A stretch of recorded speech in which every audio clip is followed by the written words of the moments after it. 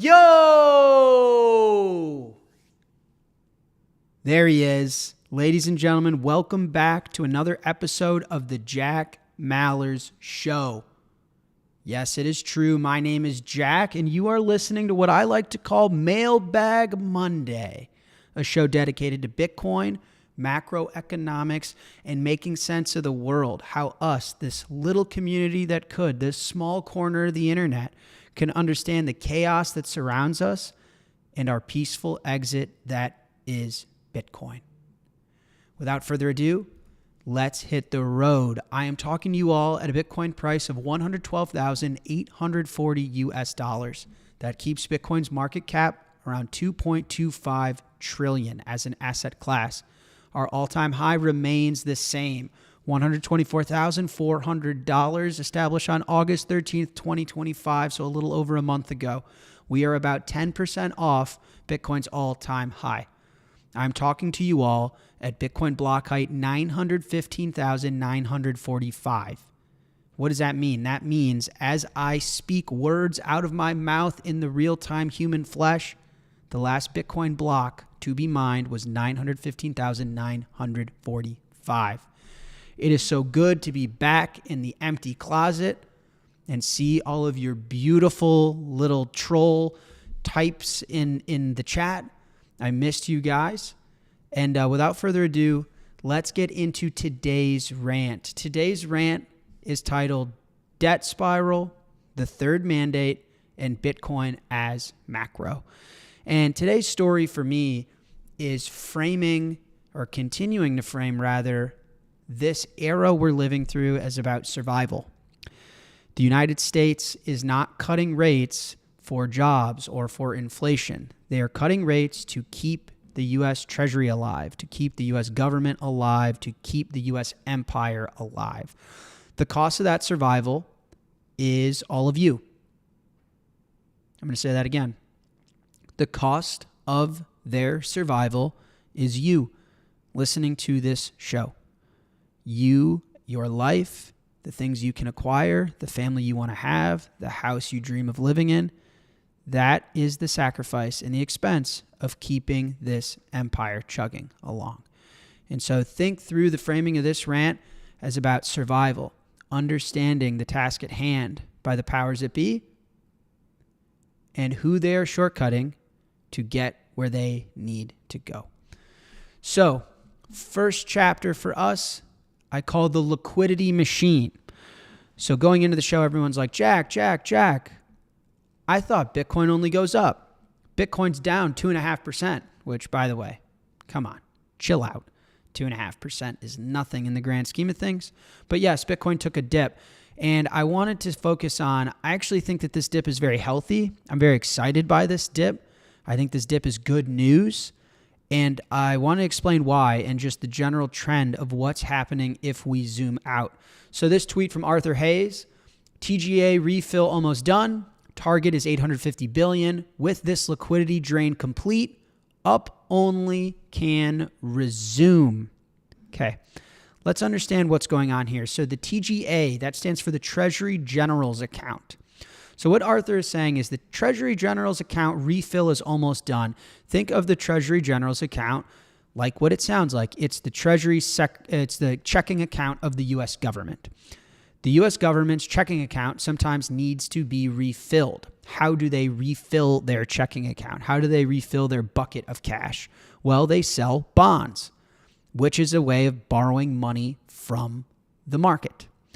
And so when the Treasury does that, what Arthur is claiming is they're draining liquidity out of the system because a lot of the capital that is in Bitcoin, that is in assets, that is floating around in the economy, then goes to finance the government by buying bonds. Does that make sense? And so every so often, the United States government needs to refill their checking account. And he ends his tweet by saying, once that's done, we can continue to go higher. What does he mean by that?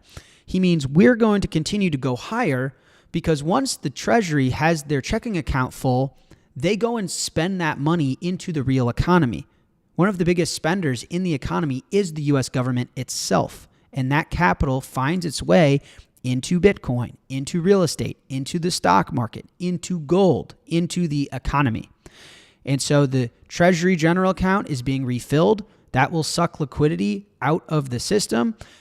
And I think why this excites me so much is Bitcoin continues to be the best expression of fiat liquidity, the best pulse, the best index, the best heartbeat as to how healthy the system is, where the liquidity is, all the way to the Treasury literally refilling its checking account, its money bucket.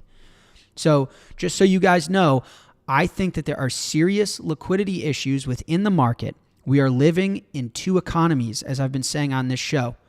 There is the ultra wealthy, and then there is everybody else. There are scarce, desirable asset holders, and then there is everybody else. And we'll get into that in detail later in the episode.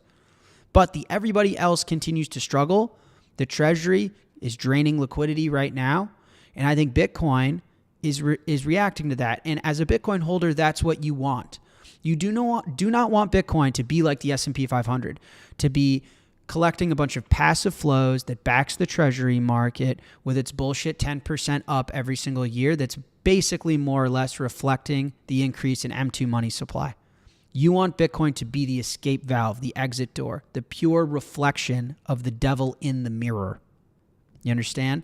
So let's take a look and deep dive a little bit into the high level. The high level, zoom out and take a look at the bigger picture. So I pulled up this tweet last episode. I wanted to resurface it. So it reads, in the month of August, the U.S. government collected $344 billion. Now that is from tariffs. So that is income the United States is generating, revenue the United States is generating, new revenue from this tariff program. Good for them. Just one problem. They spent $689 billion. So that is a $345 billion with a B, $billion deficit in 1 month. If you were to annualize that, take that $345 billion, you multiply it by 12, you're well over, $3 trillion of deficit spending in a year.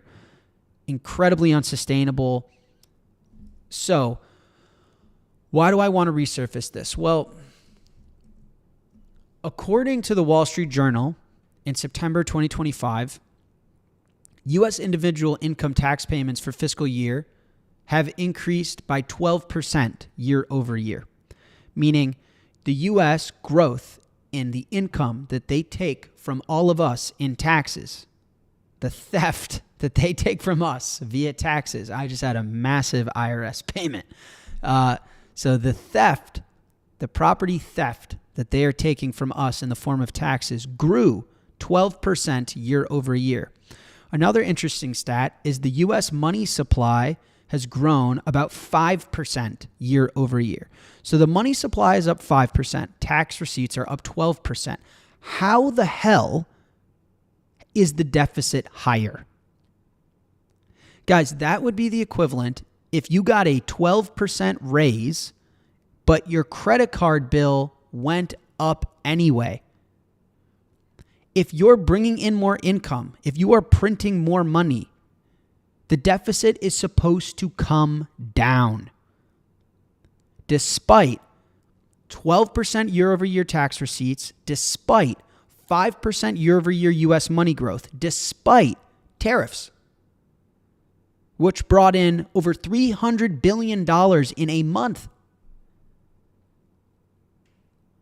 our deficits grew. Our deficits grew. This chart is from Luke Groman. Okay, this is the blue line is gross federal debt as a percentage of GDP. Okay, you can see from the world wars until when we divorced from the gold standard, you can see this number go down. Now, if you look at the far right, Luke circles this little hitch, this little tiny dip, this little teeny tiny dip, because we want to get this down as a country. And look at his note here. It reads, note that this little drop in debt GDP from 2020 to 2022, so COVID, required 8% CPI, so record-breaking levels of inflation, 0% interest rates, and it aided by massive recovery from COVID and massive year-over-year SPX increase. So stock market up. So just to make that little tiny dent, that little tiny blip, that if that wasn't circled and I didn't highlight it to you guys wouldn't have even noticed. Just that little blip was record-breaking inflation, 0% interest rates, asset inflation through the roof, that then required us to have the fastest rate hike in the history of the United States, that caused all of our banks to fail. And I'm supposed to sit here and believe that we're going to drive this blue line down without real rates negative, without financial repression? Are you crazy?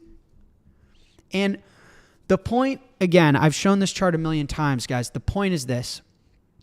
What do you cut? Listen, we as a government are spending more than we bring in. As the world reserve currency issuer, our major export is the dollar itself. So we have to export more dollars than we import dollars. Think of it that way. Our job as the world reserve currency issuer is to give the world more dollars than we take in from them. I could tell the U.S. government how to solve their problem. It'd take 5 seconds. Don't be the world reserve currency.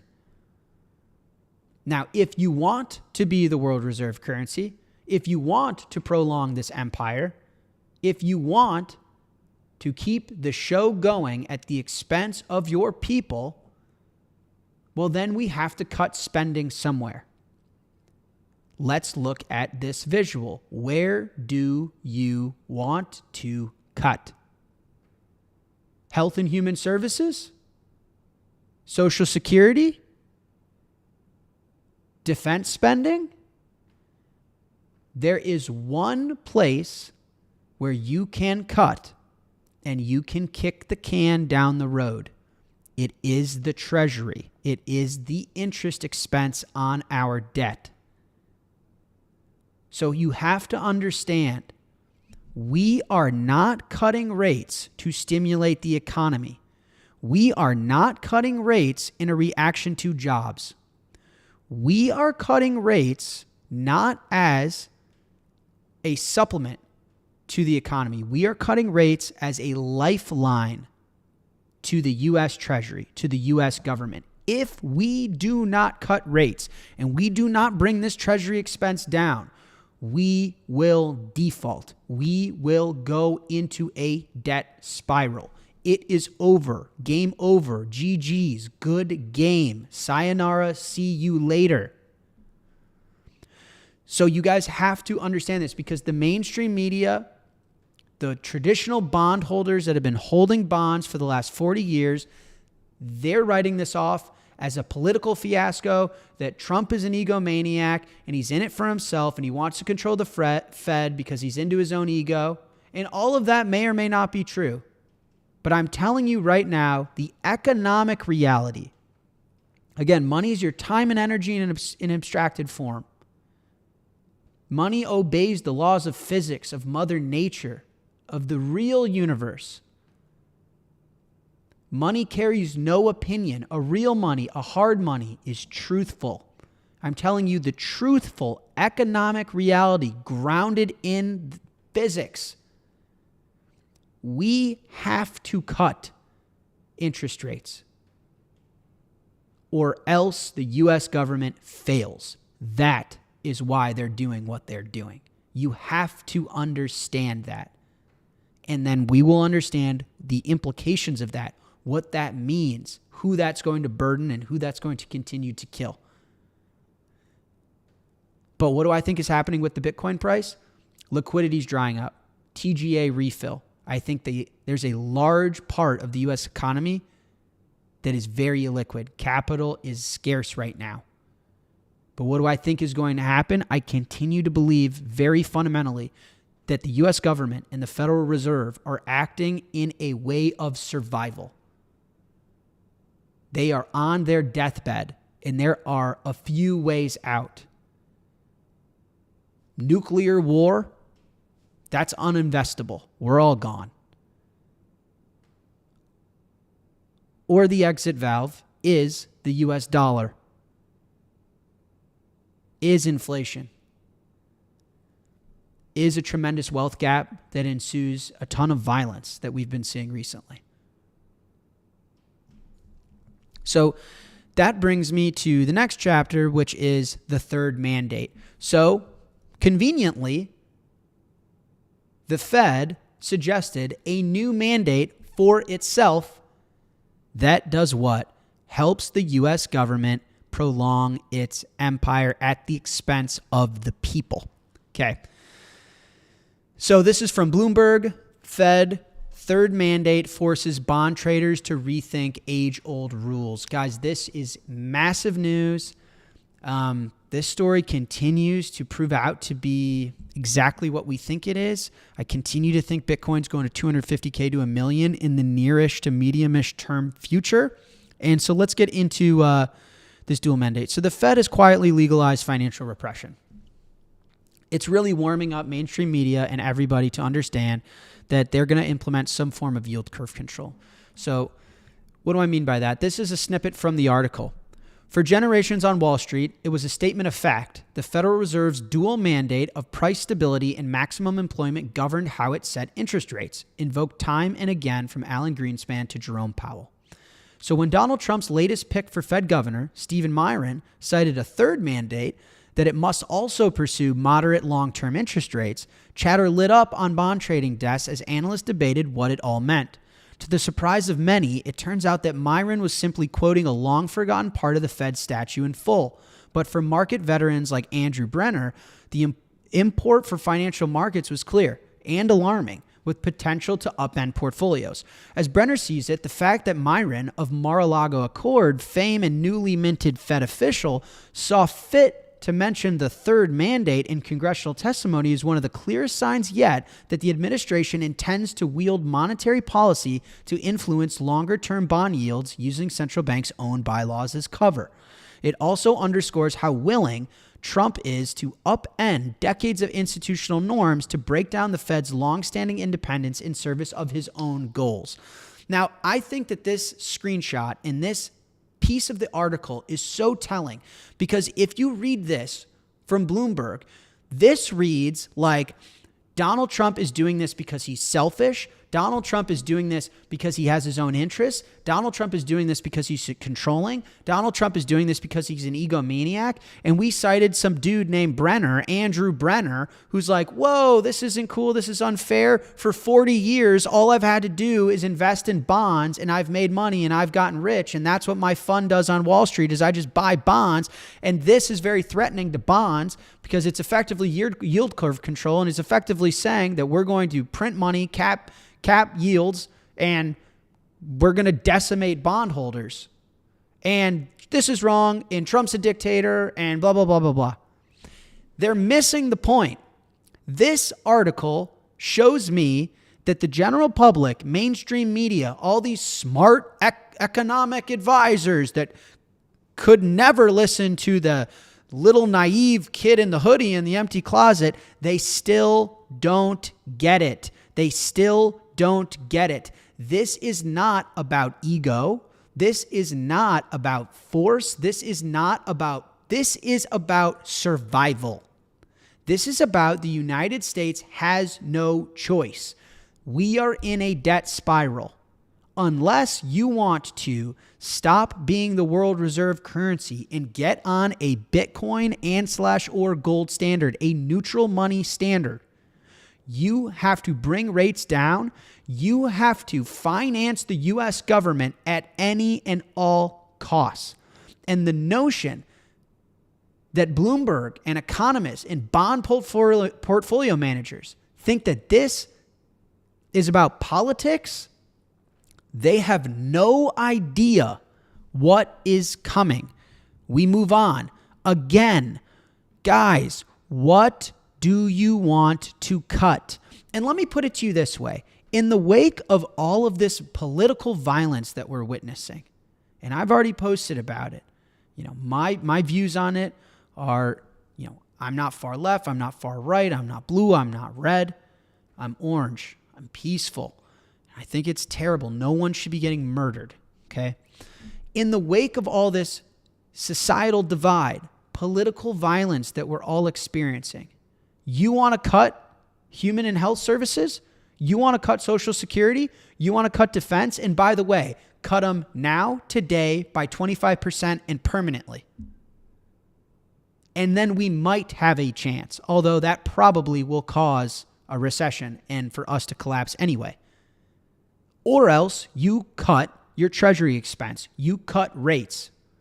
And the third mandate is simple. What Myron is proposing, Trump's pick for the Fed, what this new Fed is proposing is they want to control both the front end, so interest rates, and the long end. What this means, what is yield curve control? Yield curve control is if the 10-year goes higher than a number, let's say 2%, 3%, we will print unlimited money and buy it until it goes down. That is yield curve control, controlling the yield curve by printing money out of thin air. So we go on. The US dollar is having its worst year in decades. This is from the Financial Times. Guys, again, this people look at this and they say, oh, it's because of the tariffs. Oh, it's because Trump's a dictator. Oh, it's because Kamala Harris or blah, blah. It's because the left. It's because the right. It's because this. No. This has to happen. This is math. Guys, printing paper out of thin air to consume real stuff isn't a sustainable system. It's failing. The escape valve is the currency. The escape valve is inflation. It is the only way out. And we've talked about this before. The United States dollar used to be backed by the U.S. military. Oh, you don't like this system? Well, let's see if you change your mind if we put a weapon in between your eyes and threaten to blow the trigger and blow your brains out. Now, do you like the U.S. dollar? That used to work. That no longer works because we've talked about on this show. Globalism and exporting everything in an effort to be the world reserve currency has even exported the U.S. military itself. We can't produce rare earths. We cannot produce what our military needs to sustain war. So the U.S. dollar is no longer backed by the U.S. military. We no longer have the threat of physical power. We've talked about that on this show. So you have to understand what is happening. Do not get blinded by the mainstream media. Do not get baited into these rhetorics. The truth is very simple. The escape valve is the currency. The escape valve is inflation. It is our only way out. The fact that the US dollar is having its worst year in decades is no accident, guys. I'm telling you, every week, every Monday, I say the same thing. I swear to you. Another tweet from Arthur. This is a gem. With Fed board member Myron now confirmed, the mainstream media is preparing the world for the Fed's third mandate, which is essentially yield curve control. Let's fucking go. Yield curve control to Bitcoin equals 1 million. And I agree with him. Bitcoin is going to 250K and then it's going to 1 million. They're going to have to print so much money, debase this currency so much. We are going to see so much inflation, especially in the scarce desirable goods, particularly Bitcoin. Bitcoin inflates the most. It performs the most. You guys have to understand what's happening. You have to. Interest rates are coming down not to juice the economy, not to solve for jobs. They're coming down because we as an empire are about to fail. The Fed is coming out with a third mandate that gives them some control over the long end as well. So now they set rates at the short end and the long end. That's yield curve control. That's real rates negative. That's financial repression against bondholders. Do you understand? We did this. You guys, let me go back. You see this chart here? Look at our gross federal debt as a percentage of GDP. Look, been this high before. When? During the world wars. How did we bring debt to GDP from 120% down to 30%? Financial repression. Bondholders got smoked. Do you understand? Like, it's very obvious. We've lived through this. And the fact that Bloomberg, it also underscores how willing Trump is to upend decades of institutional norms to break down the Fed's longstanding independence and service for his own goals. That was written by a bond portfolio manager. Good game. Hey, listen, man. You can cry and pay to have articles written in Bloomberg, or you can sell your bonds and buy some Bitcoin. The choice is yours. Get you some sats in cold storage and prosper, or have fun staying poor. I don't know what to say. And people say, oh, Jack, he's a tyrant. He curses. He's so aggressive. I'm sorry. I'm committed to the truth. I'm not committed to the left, the right, the up, the down. You guys can count on me every single week to be honest, to be truthful. I'm not anti-American. I'm not anti-left. I'm not anti-right. I'm pro-truth. Find me a place on the internet that's going to spit it to you straight. Whether you like it or not, I call it how I see it. They are in survival mode at the expense of you listening to this. You have to take care of yourself and your family. You have to exit. It sounds dramatic because it is. That brings me to the last one, the collapse of the middle class, a generation squeezed. This has been a personal passion of mine. So a lot of new data has come out just about how decimated the middle class has gotten and how bad it is. And I wanted to walk through in some detail and spend some time here. So this is from Bloomberg. Top 10% of earners drive a growing share of U.S. consumer spending. And in the image here, this is a photo from Beverly Hills. And you've got a beautiful Rolls Royce on the left. And like, what is that? A Nissan driving on the right.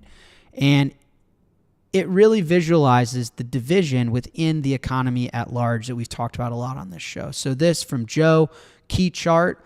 Consumers in the top 10% of the income distribution accounted for 49.2% of total spending in the second quarter, up from 48.5% in the first quarter, reaching the highest level in data going back to 1989. Guys, I'm going to read that again.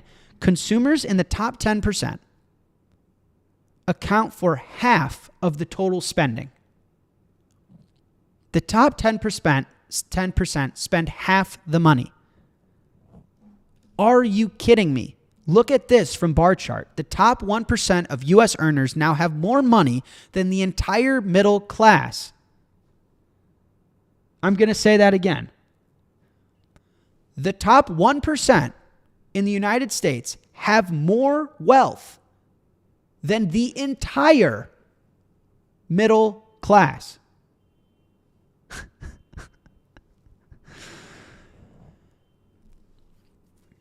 Help with mortgage. The Google search is higher today than it was in 2008 financial crisis. I'm going to say that again. Getting help with your mortgage, that search on the internet, is more popular today than in the 2008 financial crisis. Please pay attention to this tweet from Lance Lambert. If the U.S. income spiked 60%, we'd return to pre-pandemic housing affordability. If U.S. home prices fell 38%, we'd return to pre-pandemic housing affordability. If mortgage rates fell 4.15%, we'd return to pre-pandemic affordability. Let me put it to you guys in plain speak, in Jack language. Houses are not going to become affordable anytime soon. Get fucked. Unless you get a 60% raise, unless the house you want drops in half in price, or unless mortgage rates fall over 4%, you're not getting a house. And that goes for not just the majority of America, the overwhelming majority of America. Home payments in Los Angeles are 90% of median household income. Are you kidding me? Average tax wages and salaries by household income. Look at the higher upper class versus the lower and the middle. And the idea that we even have a middle class is fucking bullshit. There is no middle class. You're either benefiting from this system or you're not. Fiat, the US dollar, has decimated the middle class. There is no middle class. We've evaporated the middle class. The heart and soul of this country is gone. It's been exported to China. You're either a financier in California, in New York, or you're poor. And not to the fault of your own. Not because you don't work hard, not because you cheat and lie and steal, not because you aren't dedicated to morals and principles and a prosperous living, not because you don't want to create family and you want to be scandalous running around committing crime. For none of those reasons. Because of the system. Because of the currency. Because the money is broken. That's why. Let's listen to this from Times Radio. The direction of travel is what worries me. Three or 4 years ago, we would have had 180,000 graduate jobs, recruiting graduates on read.co.uk. It's now down at 55,000. So, that shows. I mean, some people might say, well, that's your business. But I mean, every other business is saying the same thing, that far fewer graduate opportunities are available to young people. So, and we've got the latest statistic that over 1 million young people are now NEET again, which goes way back into the last century that it was last that bad. And when you think that we have a smaller generational cohort now than we had in the last century, it's even worse. So this is a really serious problem, and it will have all sorts of social and political consequences. Would you advise children, I think about this a lot, 'cause my eldest is 16, my youngest is 7. Would you advise your children to train, or children to be lawyers or accountants at this point, knowing what you know about the march of AI? Is there a risk in training to be a lawyer at the moment? One of my children is an accountant, so I don't want to put him off. I sort of keep encouraging him. But there are fewer accountancy jobs, that's really clear. And sort of a lot of these white collar roles are being automated. So, if you're young and you have interest in doing things with your hands, I think that should be encouraged, because a lot of jobs that involve doing things with your hands are still going to be available to young people. It's the sort of service business type jobs that are being hit hardest. So it's like a white collar recession, rather like the blue collar recession of the 1980s. I recognize the same pattern in a way, when a lot of jobs are being hollowed out by automation. I'm thinking about factories and coal mines, offices now. It's like a white collar recession, rather like the blue collar recession of the 1980s. This is the trend that we've been talking about with AI, where the blue collar recession was all of the car manufacturers, all of the people that were building the physical things that we all consume. That got rusted out. That got exported to China. Hence the Rust Belt, right? Middle of America got exported to China. The way to make money and prosper in the United States and become an elite was to become a financier. We hyper-financialized. Wall Street, the coast won. New York and California won. Middle of America lost. Middle of America is now in China. And that was the blue-collar recession. What we're seeing is the white-collar recession appear. AI is disrupting being an engineer, being an accountant, being a lawyer. UK graduate jobs have dropped from 180,000 down to 55,000 in under 4 years because of AI. And I don't know if you guys caught it, but he said there's very serious societal and political issues that stem from such change. This isn't just you should be a factory worker instead of an engineer. There's a lot of systemic chaos that ensues from disruption like this. Graduate jobs crisis similar to blue-collar recession of the 1980s. Britain is in the midst of a graduate jobs crisis that is reminiscent of the blue-collar recession of the 1980s, according to the boss of one of the biggest recruitment agencies. James Reed, chief executive of Reed, says the number of graduate jobs available on his company's website had shrunk by 2/3 since 2021-2022. In an interview with Times Radio, he advised middle-class families to encourage their children to pursue a life of manual labor to secure employment as artificial intelligence destroys many traditional office jobs. The direction of travel is what worries me. 3 or 4 years ago, we would have had 180,000 jobs recruiting graduates on reed.co.uk. It's now down to 55,000, so that shows. Some people might say, well, that's your business, but every other business is saying the same thing, that far fewer graduate opportunities are available to young people. Let's look at unemployment rates by age for people with a bachelor's degree or higher. Guys, this is crazy. Look at how many 20 to 24-year-olds are unemployed, cannot get a job. Fresh out of college, riddled with debt, drowning in debt, and cannot become employed. This from Joe. Never looked at this chart before. You mesh consumer sentiment among ages 18 to 34 versus overall consumer sentiment. When it's green, it means younger people are more optimistic than the general public. In 30 years, we've never seen this sustained level of gloominess among the youth.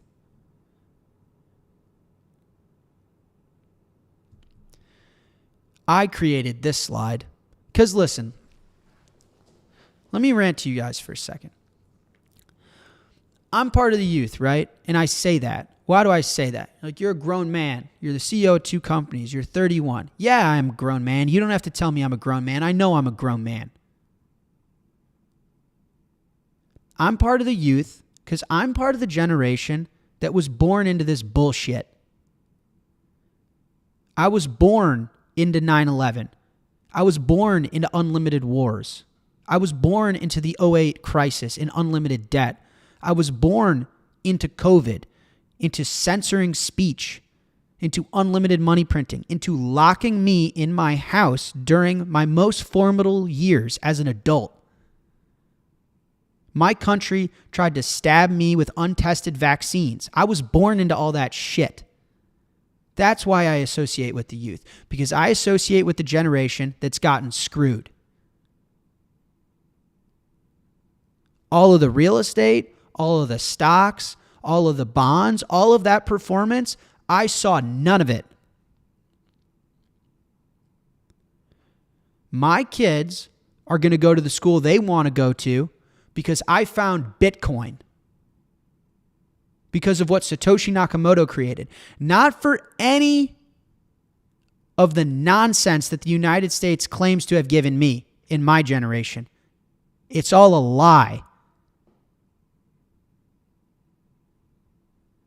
So do I hate boomers? Come on. You guys sit and listen to this podcast, you get to know me well enough, and you think I hate a certain class of age group? Fuck you. Get off your high horse. I'm defending a decimated generation. Of course, I don't hate boomers. Get a grip, though. Look at the slide I made. Elderly generations, the wealthiest in human history, own 60 to 70% of U.S. assets, and they get 70% of federal receipts through entitlements. And every time the Fed pumps liquidity and keeps the system afloat, their portfolios rise. Now do you get it? Now do you get why kids have no hope, are addicted to antidepressants, are shooting up fucking heroin and fentanyl and killing themselves?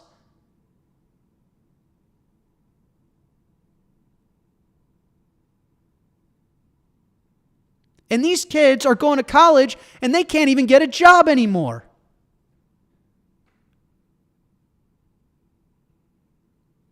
So do I hate anyone? No, I don't hate anyone. Give me a break. I don't hate anyone. Get that shit out of my comment section.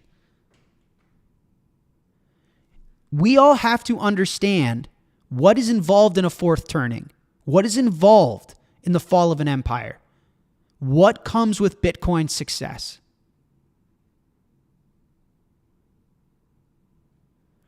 This is all a result of choices we've made. You want a divorce from the gold standard? You want to print unlimited money? You want to export jobs, export our health, export our currency, export our families? This is what you get. You burden a generation that has no chance.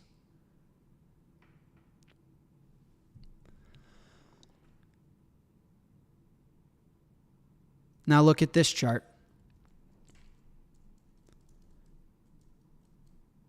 This is incidents of assassinations. This got pretty dark, didn't it? That's why I had this little, almost a gloomier attitude on this show. This isn't very funny, isn't it?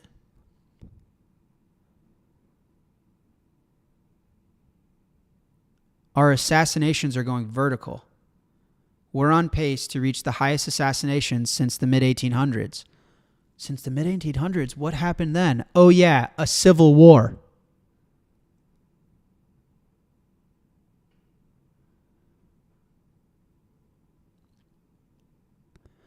The unhealthiest, most unstable, most depressed class of human beings is the youth. They're unemployed. They're sedated in pharmaceutical drugs. They're consuming industrial sludge as food. They're riddled with debt before they even know who or what they want to do in their life. Their grandparents have 60 to 70% of all the wealth in this country and collect 70% of entitlements from the government. And then they're told, well, when I was your age, I had to ride on a bike. I didn't have Uber. You guys just need to grow up and get off TikTok. Fuck you. Fuck you. These kids are killing themselves or killing other people. Sorry to be that guy. Sorry to make it dark. Just the fucking truth.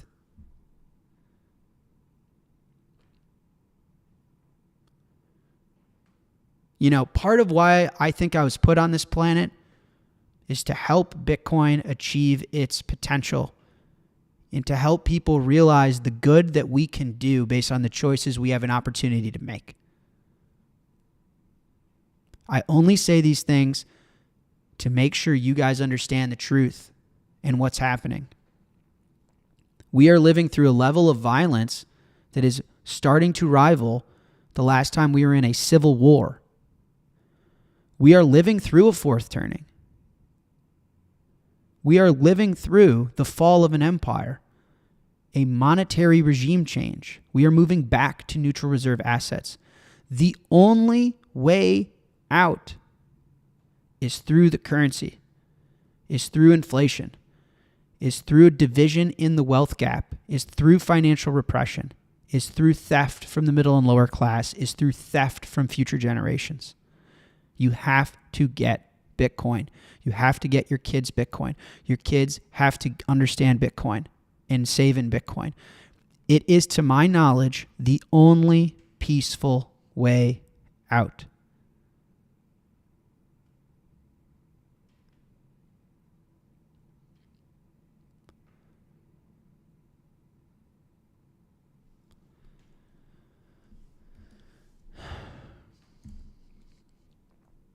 I mean, this stuff terrifies me, man. This is from the New York Times. State terrorism charges against Luigi Mangione are dismissed. The judge overseeing the case against Mr. Mangione said the evidence underpinning two of the most serious counts, one of which charged him with first-degree murder, was legally insufficient. And this is from the article. Mr. Mangione has now avoided a similar fate. His supporters had gathered outside the courthouse for days before Tuesday's hearing, some sleeping in tents, and dozens were amassed outside by the time the hearing began, When they heard the judge's decisions, they let out a cheer. If you guys don't think fiat currency, being the world reserve currency, and what's going on at the U.S. Treasury, at the Fed, has an effect in a rippling, devastating effect on society, you're not paying attention. We have people cheering on a murderer. I mean, that's insane. And please, stay out of my comments with the, oh, you're defending this? Oh, that means that you like China? Stay out of my comments with that shit. Again, judge drops terror charge against Luigi Mangione as the police warn business leaders of rising assassination risks. The NYPD has officially started to work with business leaders in New York because they fear there is a rising risk in assassinations.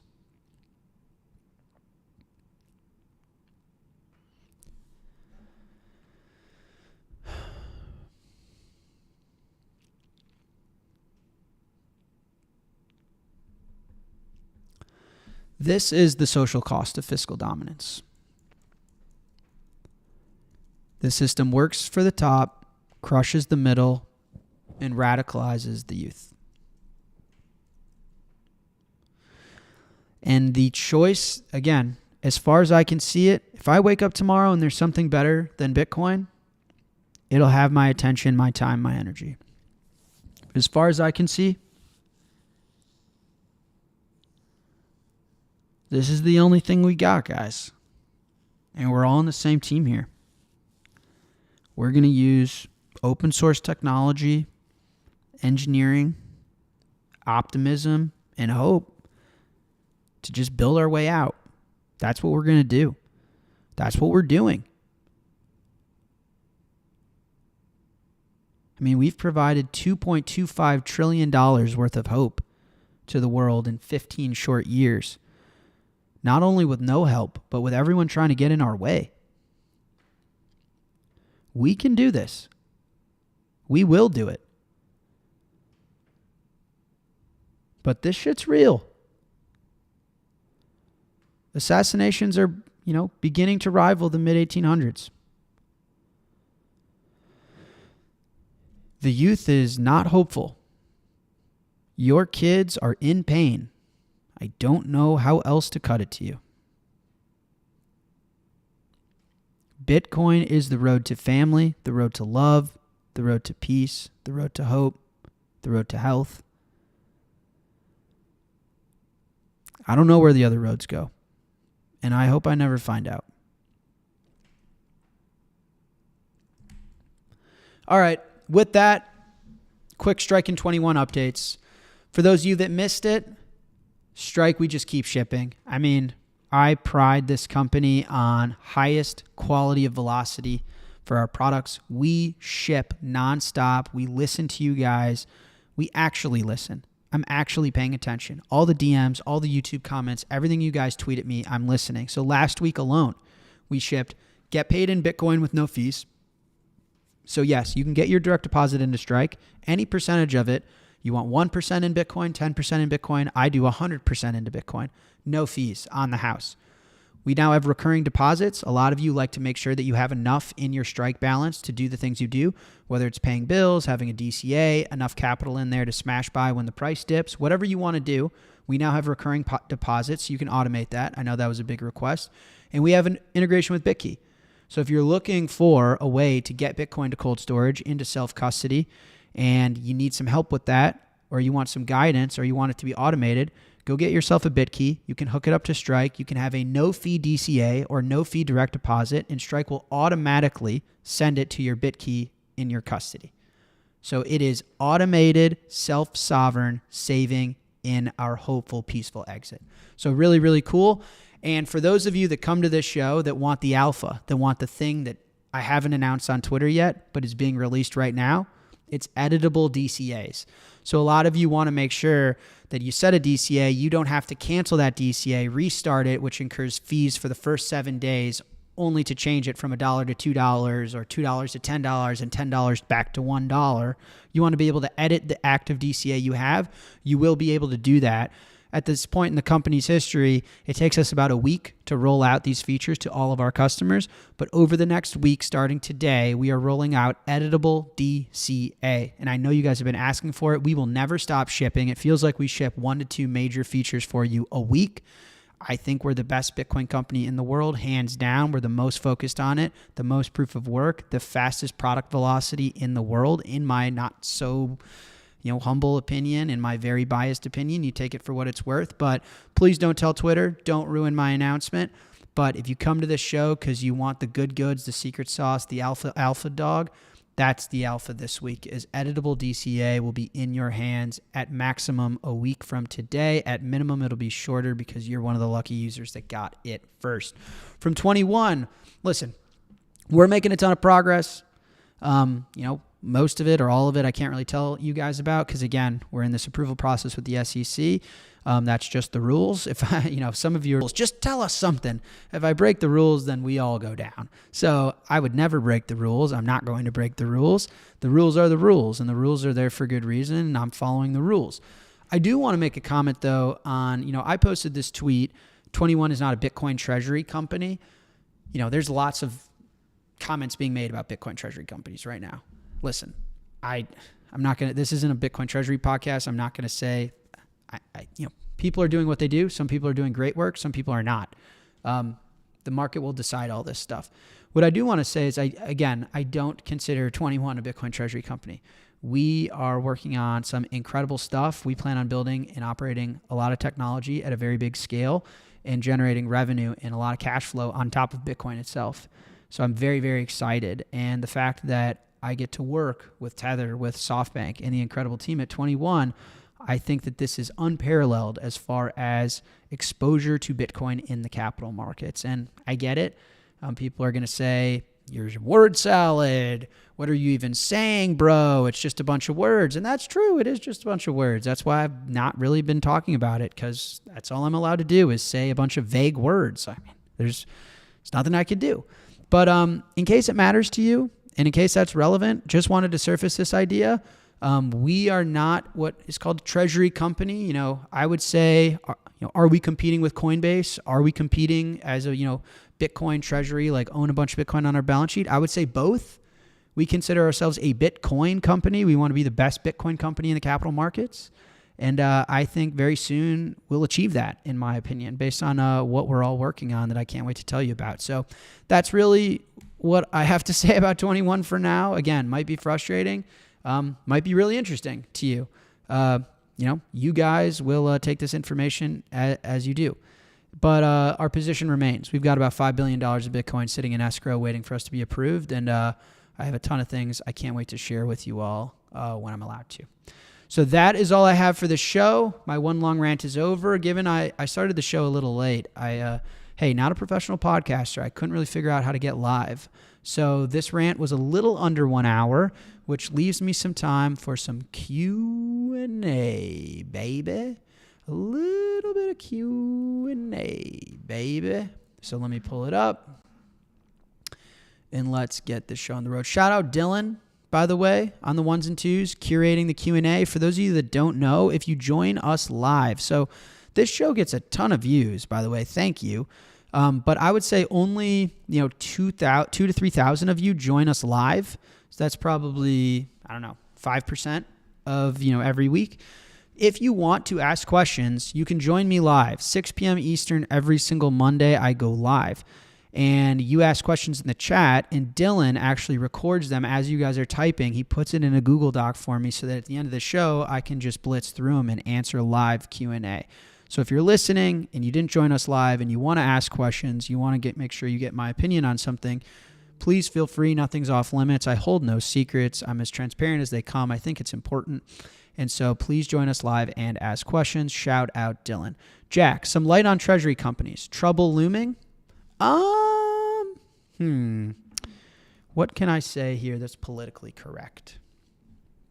Also, I'm hilarious that Dylan added this, because Dylan knows my opinion on this, and I wonder if he wants me to say it or not. Listen, I think obviously they are performing poorly for reasons. I think cash flow is important. I would say, yeah, it's not clear to me that 21 is going to entertain, or we're not. I would say this: we're not super interested in going after the preferreds market yet. We're going to see how that develops, and Saylor is a legend of our time. Author and founder of, I guess, what you can call the Bitcoin treasury industry. His success speaks for itself, and Michael's a friend, and I have no bad things to say about Michael, so please don't even try and do this song and dance on Twitter that you guys do between Michael and I. There is nothing there. But what I will say is, where we're focused is on things like converts and business lines that we're really excited to operate, and cash flow. And we think that there's a huge opportunity to take the experience that I've had in this industry, which is 13 years, the experience that Tether's had, the experience that SoftBank has had as probably the greatest technology investor of all time, the amount of capital we have access to. I mean, I also am the CEO of Strike. Tether also runs probably the most impressive business in human history. So, there's a lot of plans that we have. We just haven't been able to really talk about them with you guys. So, I would say that about the treasury space. I think it's very, very saturated. It's becoming very, very competitive. It is very easy to raise a little bit of money and stuff it in some skeleton company in the public markets. And so if there's such an abundance of something, it's never going to be that valuable, right? Like the market is going to find the supply if there's given demand. And so we've seen that. We've seen a ton of new supply of people that raise some money from people they know, or they contacted a bank on Wall Street, they raised a little bit of money and they shoved it into a company that does, some other random thing. And I think that market's getting a little bit saturated. It doesn't mean that it can't perform and be successful. I mean, again, they're capitalizing themselves on Bitcoin. I think that's tremendous. We're all on the same team. But I think 21, we don't consider ourselves a treasury company in the way that we're going to do exactly what Strategy is doing. We're not. I can say that very confidently. There are things that Strategy is doing that I don't want to do. And I'm not. I'm going to watch very closely and see, if it works. One of the great things about what Strategy has done is if they prove to be successful, I mean, it's a true gift to the rest of us, because then we can follow in their path, and we owe a lot to them for that. But there's some things that I don't know if they're working or not. And there are other things that, they haven't pursued, like, Bitcoin business lines that we think we're very confident will be the best in the world at. So I don't know if that's the answer you guys are looking for. That's about as honest as I can be. Definitely oversaturated, tons of supply in all these treasury companies. And the idea of being a Bitcoin treasury company and doing this, this thing where you do convertible bonds, and then you do an ATM, and then you do these preferreds, and then everyone's doing what everyone's doing. 21's not going to do that. We have a Bitcoin treasury business. We have a ton of Bitcoin. We're going to continue to buy Bitcoin as it's accretive to Bitcoin per share. We think we're going to be one of the biggest Bitcoin holders, if not the biggest Bitcoin holder in the world. But we're also going to work on tremendously, high growth, high margin cash flow. And we think there are huge business opportunities in Bitcoin that no one's focused on. I mean, these Bitcoin treasury companies are building Bitcoin products, and we think we can bring that to the industry and to the capital markets, and that'll be really exciting. And cash flow is a massive asset. I would be interested in preferreds once we launch some of the businesses we've been working on that have tremendous amounts of cash flow, of net profits. So that's what I'll say. I'm sure this will get clipped and taken out of context on Twitter. If you do that, fuck you. Gold is continuously talked about by Bitcoin, by Luke, Ray Dalio, etc. Are you buying gold? If not, why? How do you reconcile the possibility that we could be in the wrong, strictly stacking sats? No, I'm not buying gold because I consider diversity as just taking money away from the winner and investing it in the best loser. Bitcoin's continued to outperform gold. I think Bitcoin will continue to do so in the future. I don't see any reason why gold will outperform Bitcoin. I think that gold is catching a bid from sovereigns like China and Russia and central banks. I think Bitcoin will catch that bid when it's big enough. I mean, China had $1 trillion trade surplus last year. If they tried to pour that trade surplus into Bitcoin instead of gold, they'd send the price a million X. They wouldn't be able to get the money in. That's literally half of Bitcoin's market cap was China's trade surplus last year. So gold just has a larger frame, a larger skeleton. It's like a bigger body to absorb purchases and liquidity from sovereigns. Bitcoin just isn't that developed yet. And so that's why you're seeing the adoption at smaller strategic reserves at nation states, at sovereign wealth funds, at public companies like a Strategy or like a 21. That's why the adoption is at smaller scale cap tables, smaller scale balance sheets. So that's my opinion on it, but I think Bitcoin will continuously outperform because it's scarcer, because it's harder, because it has better monetary properties. And so I'll say this. There are men who are right. There are men who are patient. It is very hard to find the man that is both right and patient. And that's been true. That's something my dad told me. Some men are right, but they're super impatient. And they can't find a way to hit home run, make generational wealth, and take care of their family. Some men are very patient, but they're never right. It is very rare to find a man who's right and has the conviction and the fortitude to stay patient. And I would describe that as my career. I've been right for 13 years, and I'm just very patient. I'm not going to get knocked off my high horse. I'm not going to get scared out or worn out. I'm going to sit in my winner, and every time I have an opportunity, I'm going to double down. So Bitcoin's been the outperformer. It is the better money. It's the digital version of gold. At worst, I think it solves half the world's problems at best. I have no evidence that that will change. If anything, gold is validating everything I thought about the world. If anything, I should be buying more Bitcoin because of what gold is doing. And so I aspire to be the man that's right and patient. I'm not going to look on the internet or look at the price of some other asset class and piss my pants and all of a sudden change my strategy. No way, Jose. I'm not going out that easy. Who do they, the U.S. national debt, owe the debt to? They owe the debt to the debt holders. So if I buy a bond, I'm lending money to the U.S. government, and they owe me the money back with interest, right? So, they certainly like to complicate all this nonsense. And the reality is they're borrowing money from people. They owe the money back to the people they borrowed from, and they owe interest payments on the money they've borrowed. That's pretty much it. It's really simple. Don't let them confuse you. How can Bitcoin's fixed supply, like Gabriel Horn's finite volume, and non-sovereign nature addresses Triffin's dilemma, instability in global reserve currencies? I'm not sure I'm familiar with Gabriel Horn's finite volume. How can Bitcoin's fixed supply and non-sovereign nature address Triffin's dilemma? So Triffin's dilemma is pretty simple. Fiat can't work sustainably, pretty much, because you can't just print shit out of thin air. And really, no nation should burden the responsibility of being the world reserve money for planet Earth. That should not be. No nation or government or central bank or company can bear that responsibility and hold that weight. So how does Bitcoin fix it? It's because, again, money is your time and energy in an abstracted form. I've said that a lot, though, so here's a newer one. Money is simply an accounting system of who owes what to whom. Let me put it to you this way. Let's say Elon Musk's net worth is $400 billion. Okay.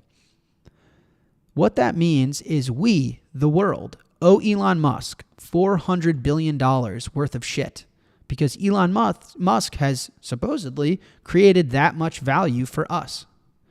So money is supposed to be a reflection of your contributions to society. If you want more money, you should be more valuable. If you want as much money as Elon Musk, you don't vote for some politician that's going to steal it from him.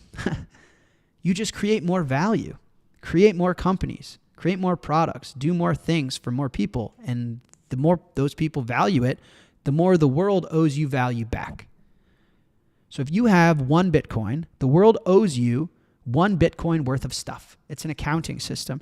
That's really all we need. We need a fair, neutral, distributed, hard, divisible, transportable accounting system for who owes what to whom.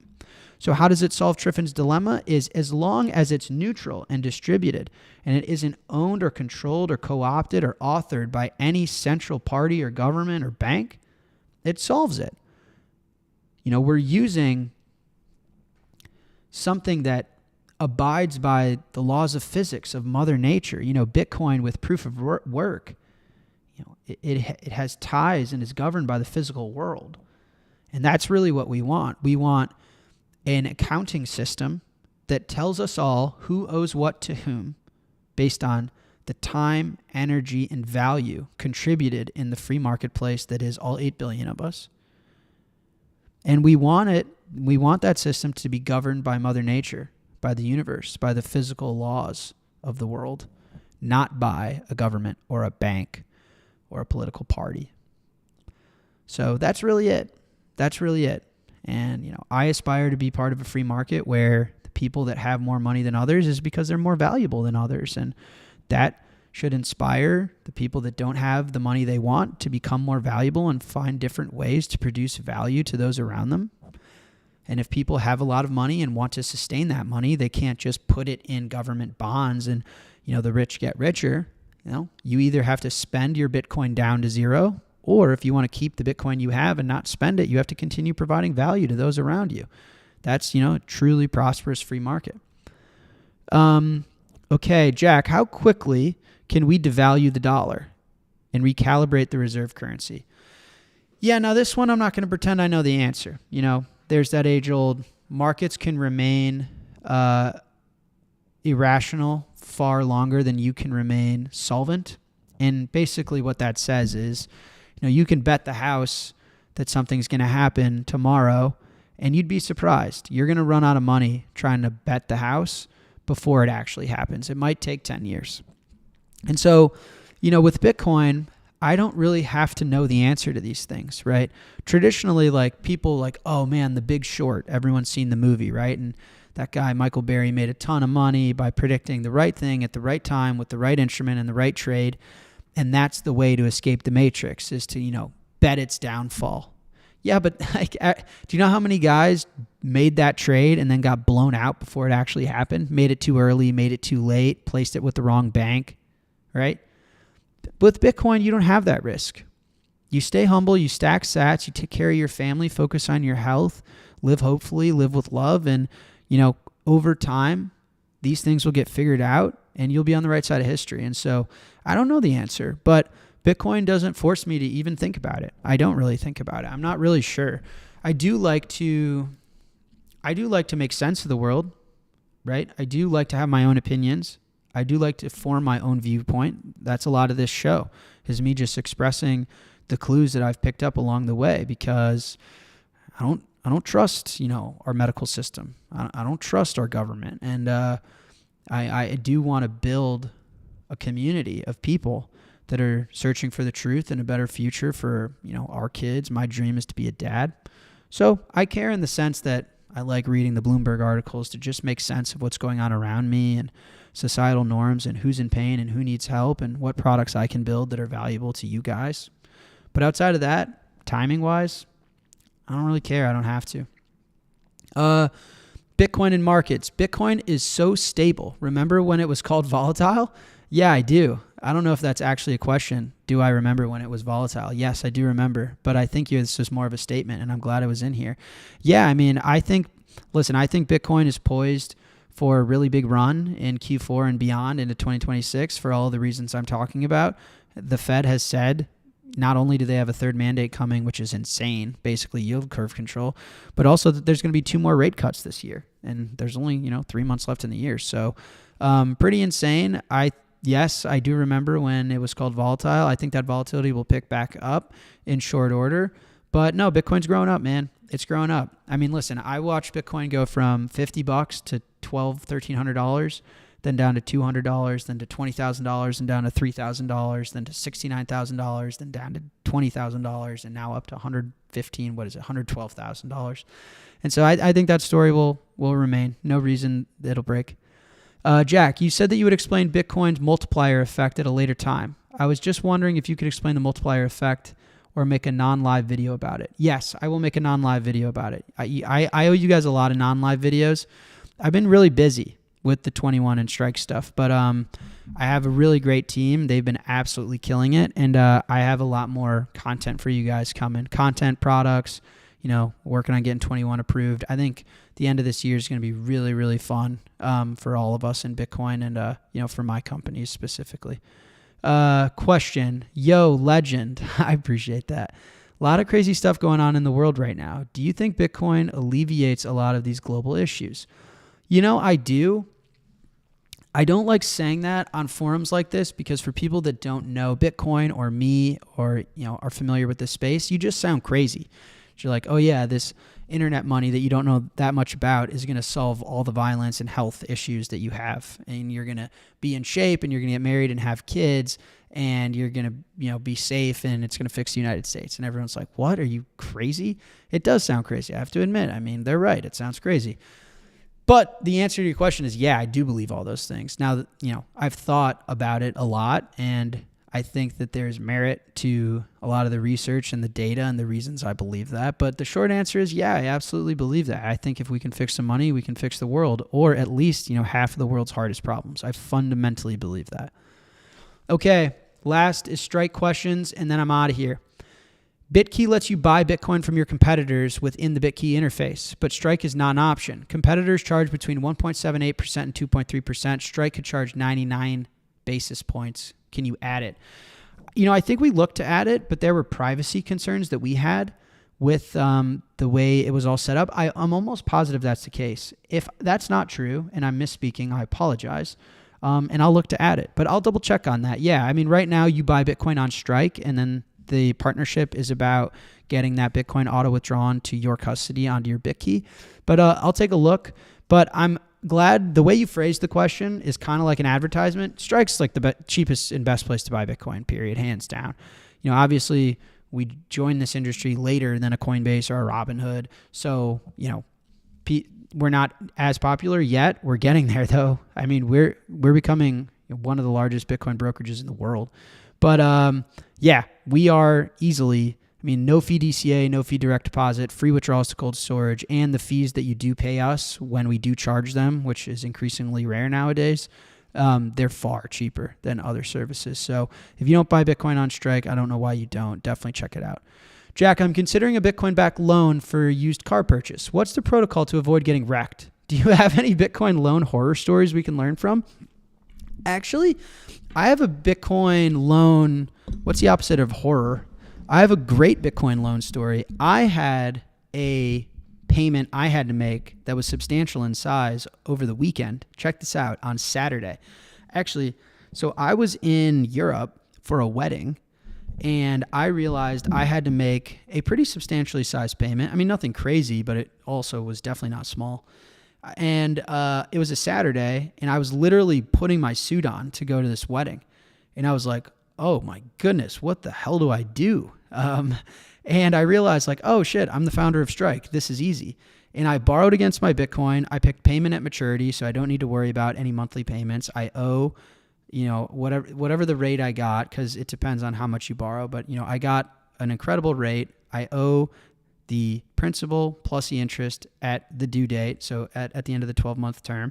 Strike gave me the cash instantly, and then I withdrew it instantly to my bank in like a second, and I was able to send the money off to where it needed to go. So literally in seconds, I got a lot of money without having to sell my Bitcoin, and I'm just going to refinance the loan in the future. And as Bitcoin continues to outperform the debasing currency and I continue to refinance the loans I take out on Strike, it's an incredible way to hoard the scarce desirable assets that are performing. 50% a year on average, guys, means that my net worth is doubling every 18 months. I don't mean to sound like an asshole. You know, some people are like, how am I supposed to relate to you? You're the CEO of 21. I don't know, dude. All I could be is myself. Like, what do you want me to like start lying and, you know, creating another character? I don't know. I am who I am. I don't know what to tell you guys. But if you the point is, if you live on Bitcoin, your net worth on average doubles every year and a half. That's what 50% compounded over 10 years does. So I've been, you know, in on Bitcoin for 13 years. Net worth doubles every 1.5 years. I'm not saying it to brag. I'm saying it as advice. So, you know, a lot of people are like, man, I remember when that guy was an OG. Now he tells you to borrow against your Bitcoin. No, I'm talking to adults. You guys do whatever you want. I'm not your dad, right? I'm telling you what I do. There's going to be a responsible market that wants to borrow against the scarcest asset in human history. That's just logical. Some people are going to be irresponsible, misuse it, and get wrecked. That's not my, like, I'm not their dad. But majority of the people, the overwhelming majority, 99% of the people, are going to change their lives. They're going to get like this guy, a used car. So what's the process for not getting wrecked? I always over-collateralize my loans. So, you know, we allow up to 50% LTV. I almost never do that. I put up a lot more Bitcoin. Or the real protocol for not getting wrecked is don't borrow against all your Bitcoin. Because if the price does go down, you need to have Bitcoin that you can add as collateral. That's the real thing. And so I borrow against a small fraction of my stack. And if the Bitcoin price goes down, I'll add a little bit more Bitcoin to make sure that I'm collateralized and within the terms that Strike allows. And then as Bitcoin goes up, as I patiently wait over the years, I just continue to refinance it. And eventually, you know, just like the U.S. government is in debt and that debt will evaporate because they're making the dollar so worthless, my dollar-denominated debt on Strike will evaporate because the dollar is becoming so worthless. I'm basically like the U.S. government, except I'm borrowing against Bitcoin instead of a bunch of phantom promises that never are going to become real. So, I don't know, borrow against a fraction of your stack and make sure that you can add more collateral if the price dips. Because if you are borrowing against all of your Bitcoin, that means you're reliant on Bitcoin being a certain price, which means really you're exceeding your means. You know, don't live a lifestyle where you need Bitcoin to be a certain price. You're going to get wrecked. The universe is going to humble you. So, you know, I don't need Bitcoin to be 112K or else, or 80K or else. Bitcoin can go whatever price it needs to go to. I can over-collateralize my loans, and all I need to do is be patient, stay humble, and keep stacking sats, keep providing products you guys like, keep providing value to the world. So it's my advice. Can we please get a Strike credit card that gives Bitcoin back? I don't want to have to support the shitcoin casinos, Gemini, and Coinbase. Yeah, you know, I've given my opinion on this one, guys. I'm not sure about this, and I'll tell you why. These products don't make money. So first of all, Gemini, I've never met the Winklevoss, so I'm not talking shit. But Gemini has never made a profit in the companies. I mean, as far as the financial loss I've seen, they just went public. I mean, they lose hundreds of millions of dollars a year. So these products, like a credit card, is not a profitable product. It's not a sustainable product. And on top of that, it's nearly impossible to build a better product than like an Amex or like a Chase Sapphire, because these companies are closer to the money printer. They are in with the bank consortium. They lobby in Congress. They will lobby in Washington, D.C. They play dirty games. And so for me, it's kind of like, what's the point? Like, I'm going to go take on competing with Amex? Like, no. Use your Amex card, because all these big consortium banks are cheating. They're lobbying against Congress to get their way because they have a monopoly. And use your points to get cash back and buy Bitcoin. I want to focus on Bitcoin financial services that no one is providing you guys, because no one understands Bitcoin like we do, and no one appreciates what we're living through, and no one understands it's the peaceful exit that we all need. Like, Amex is not going to give you the best and easiest way to borrow against your Bitcoin so you can keep growing your stack and finance your life on the hardest asset in human history so that your family can prosper. Amex isn't going to do that. I'm going to do that. And so I'm just not convinced it's worth our time and our energy. I think that there's so many other things that Chase will never do for you that, you know, I won't, like, I'm happy to walk out on the middle of the bridge and show the world, like, this is the way. So that's my stance on these cards. They're not money makers. You know, they're just really giant top of funnel marketing instruments for these companies. Some of these companies like Gemini, they lose a shit ton of money every year. I don't run that type of business. Strike makes a shit ton of money every year so that we can stack sats and keep building like real shit for you guys. So I don't know. I think Chase will always have a better credit card because they cheat and lie and lobby, right? So I don't know. It's my 2 cents. I just got my first loan through Strike. Very exciting. 2 questions. 1, will the limit be lowered soon? Considering a second loan, but not sure I want another $10K. And will you add liquidation protection soon? The limits, guys, are regulation. So the limits are actually state by state. So you're saying 10K, but there are other states, like in Illinois, my state, it's 41K. And in other states, it's 250K. And in other states, there is no limit. And so this is this consumer protection stuff. So based on the state and the regulators, we have different limits. So if I can control that right now, I would. We're working on whether it's different licenses or working with regulators in different ways to make sure that we can get the limit as low as possible. Guys, I would give you a loan for $1 if I could. I mean, again, sometimes people talk to me and it's like as if you guys forget who I am.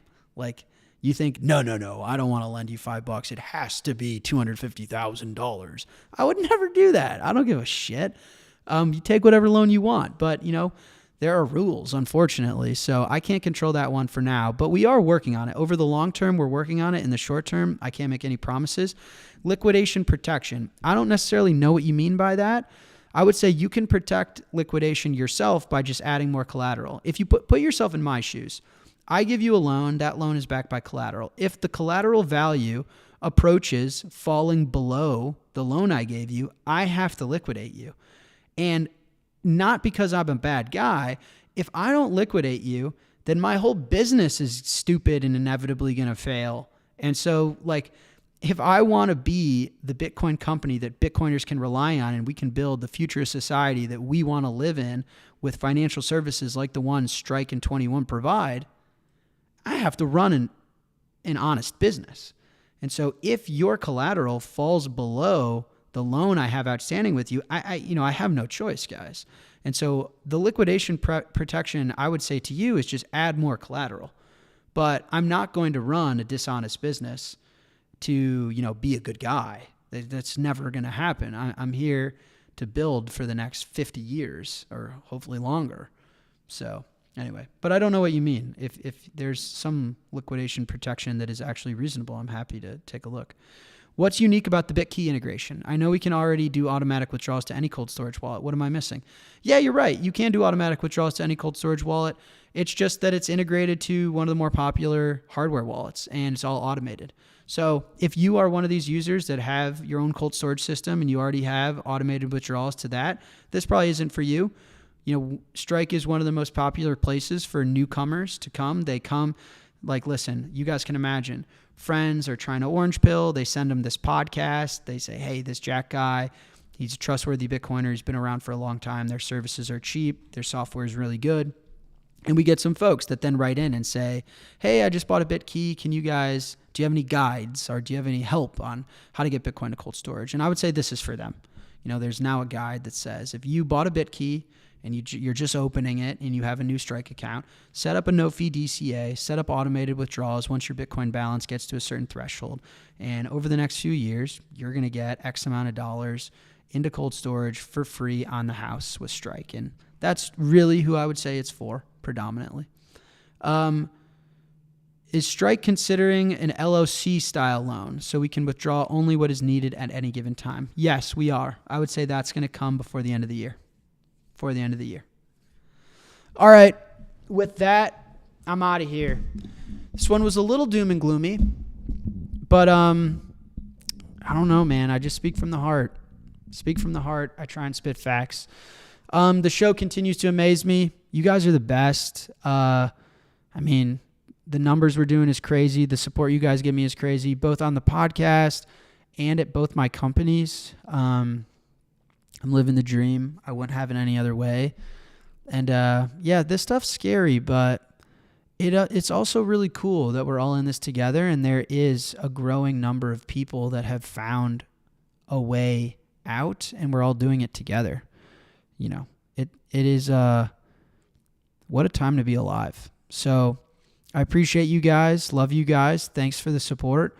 Drop all your feedback and questions in the comments. As you guys can probably tell, I read them. And whether I build products because of what you say, or I change the way I do the podcast because of what you say, what you guys say matters. I'm not trying to sell you ads or gym memberships or any of that bullshit. I'm genuinely trying to help and connect with you guys and be part of this movement with you. So let me know what you think. Please give me feedback, drop any questions. And with that, I'll see you next week. Thanks for tuning in. Peace and love.